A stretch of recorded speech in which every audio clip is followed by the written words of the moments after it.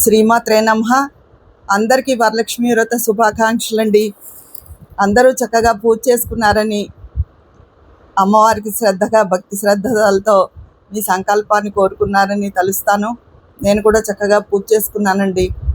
కొంచెం మధ్యలో కాళ్ళు లాగినట్టు కొంచెం అలసటగా అది అనిపించింది, కానీ పూజ చక్కగా అయితే చేసుకున్నాను.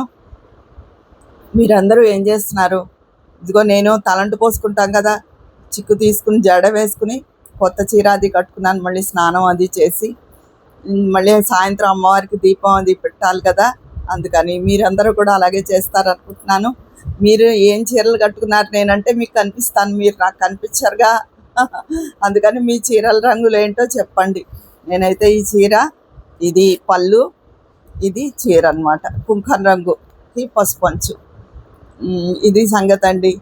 అందరూ మళ్ళీ సాయంత్రం దీపం పెట్టుకుని పేరెంటాలకు వెళ్ళి, వాళ్ళు పేరెంటాలు మీ ఇంటికి ఎవరైనా వస్తే వాళ్ళకి వాయనం ఇవ్వడం అన్నీ హడావిడిగా గడుస్తుంది కదా. ఇవాళ ఆడవాళ్ళకి ఇది చాలా శుభకరమైన పండగ అండి, ఈ వరలక్ష్మి వ్రతం. ఈ శ్రావణ మాసం అంతా శుభకరం.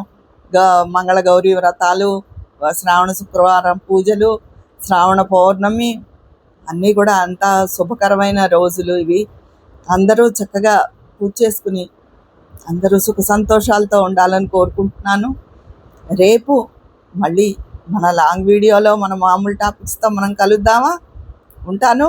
మీరందరూ ఏం కట్టుకున్నారో కూడా చెప్పండి. రంగులు, చీరలు అవి, మీ పూజ అవి ఎలా జరిగాయి కూడా తెలియజేయండి.